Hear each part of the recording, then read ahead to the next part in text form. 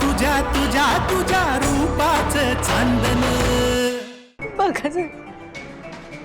बघा तिच्या चेहऱ्याकडे, लय कष्ट काढलं तो आम्ही, आता नाही सोसवत आहे आम्हाला ताई साहेब।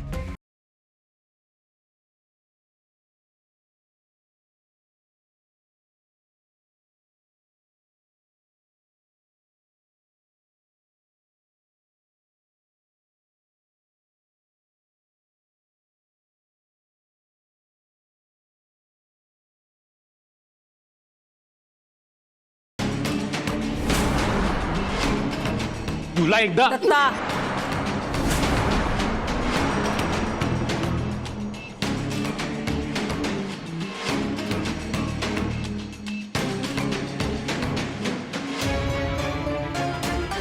नक्षत्रा,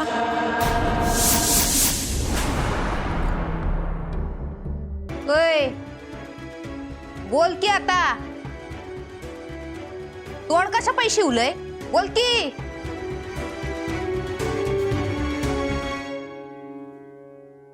आई, माझ्या लेकीला तुम्ही इथं ठेवून घेतलं, तिला जपलत, यापुढे हे असंच जपायच मागणं आहे।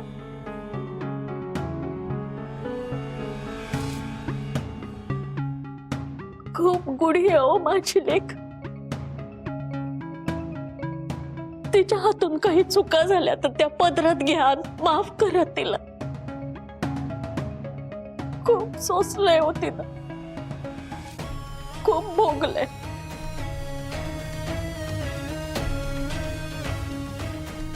आपल्या लेकीच्या वाट्याला हे असलं जगणं यावं हे कुठल्या आईला आवडेल?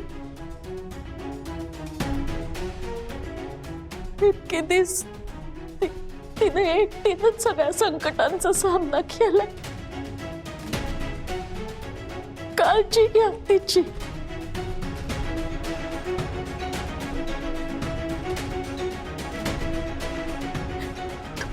तुमच्या दाराशी आलेला कुणी रीता जात नाही म्हणतात,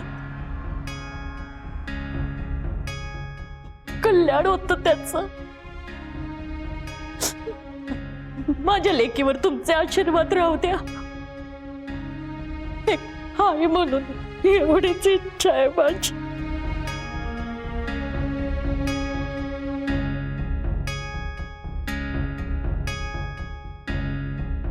ही बाई हाय तरी कोण नक्की?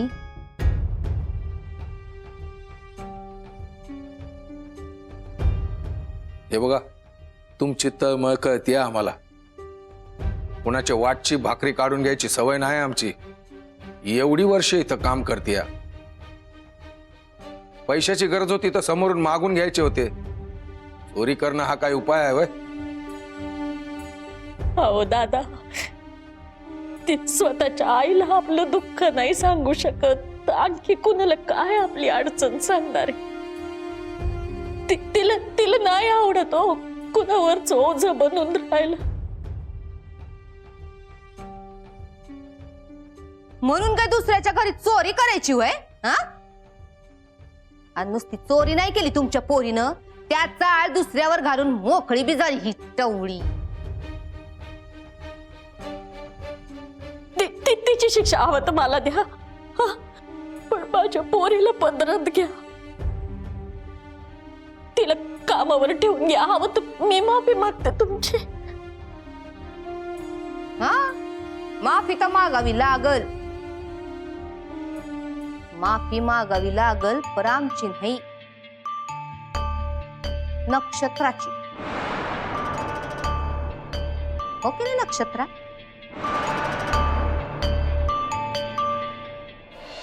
आई साहेब, मला या ज्योतीवर अजून बी विश्वास नाही। साहेब, आम्ही गरीब माणसं आहोत, पण खाल्ल्या मिठाला जागणारी आहोत। एकदा फक्त आमच्यावर विश्वास ठेवा, पुन्हा तुम्हाला तक्रारीची संधी नाही देणार। ही गोष्ट नक्षत्राला ठरवू द्या।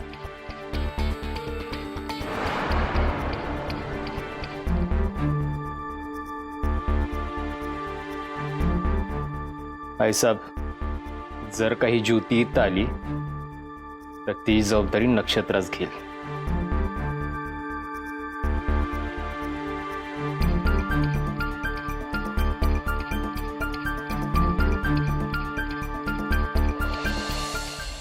पोरी, तुझे लय उपकार होते. माझ्या पोरीला कामावर ठेवून घे. एक आई म्हणून एवढंच मागणं आहे तुझ्याकडे.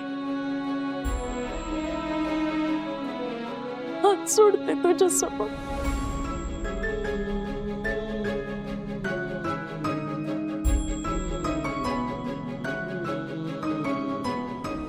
आई कशी आहेस ग तू?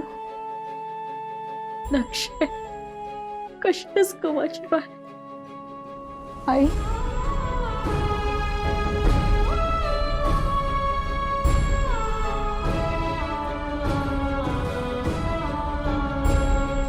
डोळ्यात डोळा घालून झालं असतील तर ठरवा आता काय ते.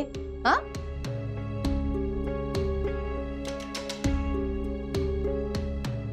पुरी, माझी माझी लेक खूप साधी आणि सरळ आहे. स्वप्नात सुद्धा कुणाबद्दल वाईट चिंतणार नाही. ती ती वाईट नाहीये ग. तिच्यावर आलेली परिस्थिती वाईट आहे. तिला तिला कामावर ठेवून घ्या. हा, काहीच बोलते म्हणून समज.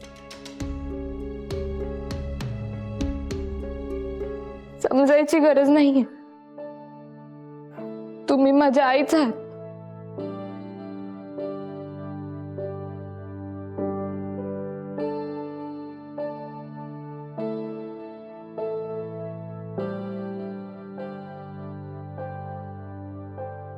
लेकीवर जेव्हा संकट येतं तेव्हा एका आईच्या जीवाला किती दुःख होत असेल ना, त्याची जाणीव आहे मला.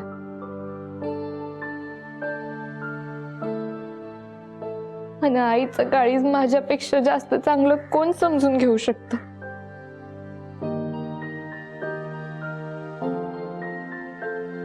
ज्योतिताई, तुम्ही माझ्यावर चोरीचा आळ घेतला, मला घरातून बाहेर काढण्याचा प्रयत्न केला. पण खरं सांगू, मला त्या गोष्टीचा अजिबात राग नाहीये. तुम्हाला तुमची चूक कळली हेच समाधान माझ्यासाठी जास्त मोठं आहे. फक्त एकच विनंती आहे, माझ्या सांगण्यावरून जर आई साहेबांनी तुम्हाला इथं ठेवून घेतलं तर परत असं नका करू. तुमच्यावर मी जो विश्वास दाखवलाय तो तोडू नका. नाही नक्षत्र, तुझे उपकार मी कधीच नाही विसरणार. आणि आज मी समद्यांसमोर वचन देते, ही चूक मी पुन्हा कवाच नाही करणार. नक्षत्र, मला माफ कर.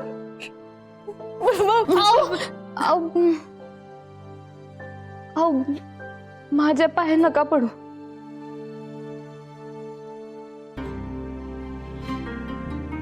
आईच्या पाया पडा.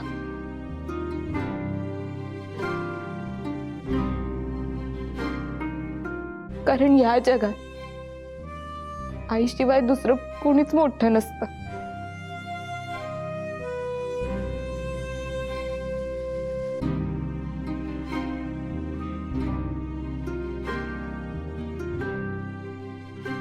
हो, देव पण आईशिवाय पूर्ण होत नाही हो.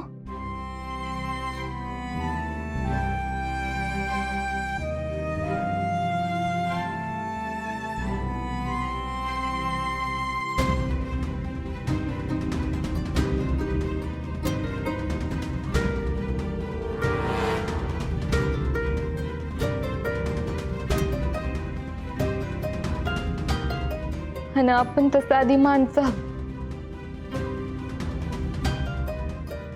ज्योती,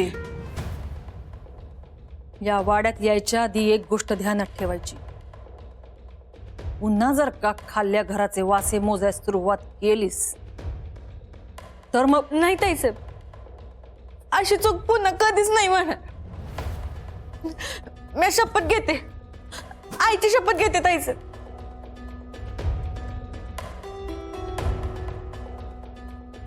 ठीक आहे, कामावर रुजू हो आजपासून.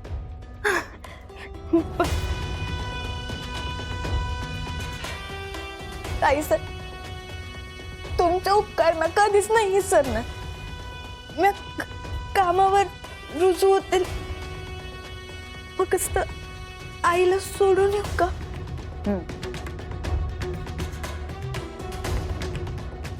निघूया.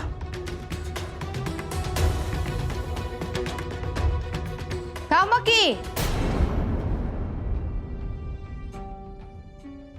नाही म्हणजे आज आमच्याकडे पूजा आहे नव. आता आलाच आहात तर प्रसाद घेऊन जा. काय नाही, ते मला गावाला जायचंय. मग निदान चहा तरी घेऊन जा. नक्षत्रे, हा त्यांना आत घेऊन जा आणि चहा टाक त्यांच्यासाठी. वय आहे सर. आई आतमध्ये येता.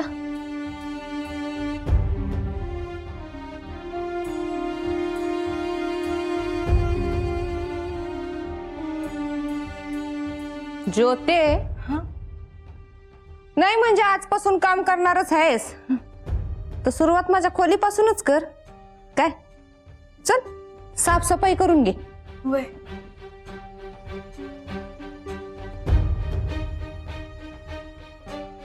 शंकर्या, हा ताईसाहेब. अरे कामाचं कुठवर आलंय? बऱ्यापैकी झालेत ताईसाहेब. होऊन जाईल थोड्या वेळात. गुरुजींना फोन करून झालंय, ते बी वेळेत पोहोचतो असं म्हणलेत. आईसाहेब, प्रसादाचं हाय आमच्या ध्यानात. बघतो आम्ही त्याच्याकडे. आणि झाला की सगळ्यात पहिला घास तुलाच देतो. मग तर झालं. नका काळजी करूच.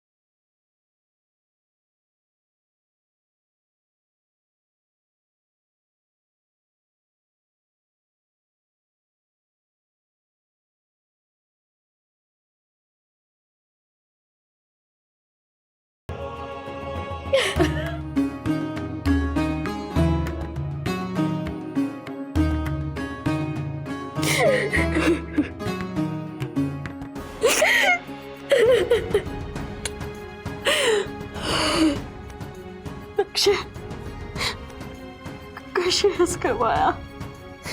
किती दिसताना दिसतेय माझी पोर. आई तू कशी आहेस ग? मला तू दिसशील असं वाटलं नव्हतं का? तू तुझं इथं सगळं नीट आहे ना? काही त्रास नाही?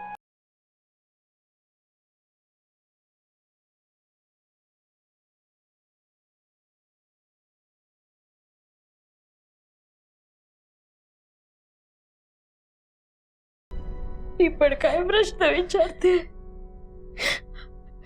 एवढ्या मोठ्या वाड्यात तिला आसरा मिळालाय. छान कपडे घातले, छान दिसते माझी पोर. आई साहेबांनी घेऊन दिलेत मला हे कपडे. आई आई बरं तुझी खूप आठवण येते ग. असं वाटतं परत तुझ्याकडे यावं, तुझ्या कुशीत झोपावं. हो ग लक्ष्मी, हो. आम्हाला पण वाटतं ग तू आमच्या सोबत राहावं. पण आज अचानक तुला असं समोर बघितलं, काय चर्र झालं माझ्या. म्हणजे दाबून ठेवलेला श्वास अचानक कुणीतरी परत द्यावं ना, असं काहीतरी वाटलं. इथे कुणाला संशय नाही ना आला बाई तुझा? नाही नाही, मला खोटं नाही बोलायला जमत आहे ग. आई, मला परत पहिल्यासारखं जगायचंय ग. मला एक खोटं रूप घेऊन नाही राहायचंय. एका सर्वसामान्य मुलीसारखं जगायचंय ग. आई, मला तुझ्या आणि अक्षयसोबत राहायचंय.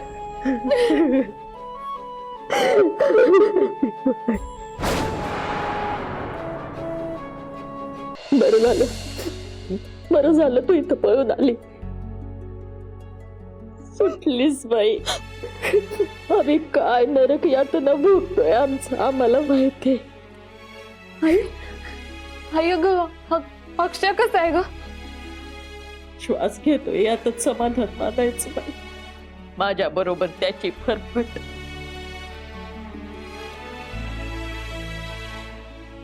तुला इथं खरंच काही त्रास नाही ना? नाही गाय, ही लोक सगळी खूप चांगली आहेत. आणि शंकर दादा ते तर खूप काळजी घेतात माझी.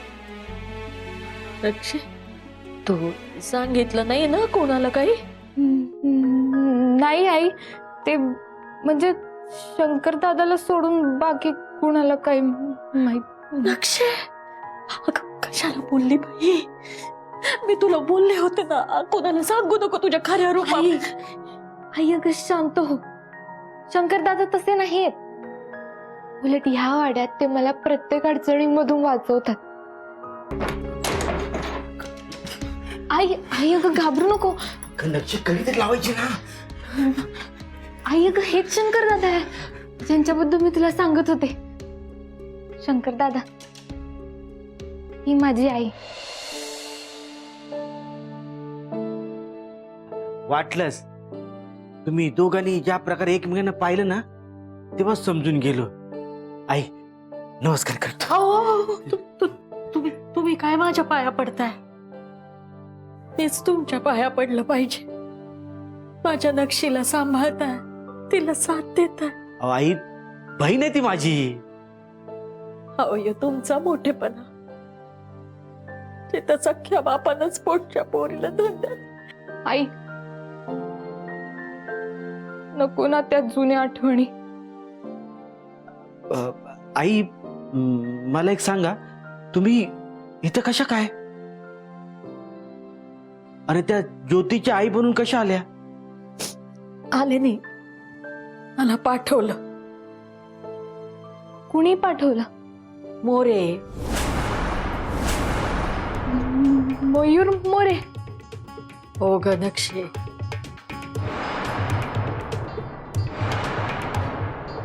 काय काय करावं लागतंय काय सांगू बाई तुला? आई, गडबड आहे.